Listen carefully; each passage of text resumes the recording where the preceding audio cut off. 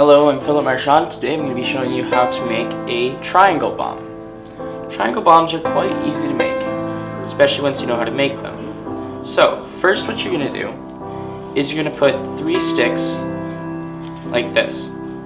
It's easier to do it if these 3 parts are facing towards you. So for demonstration purposes, I'm going to put it like this. You need to make sure that the middle stick is on the top. It is on the top of these 2 sides because that's going to be very important for the structure of the bomb. Next, what you're going to do, you're going to take your I guess it's your 4th stick. You're going to take your 4th stick. You're going to put it under one of the sides, over the middle, and under the other side. Doesn't matter which side because you have to do both.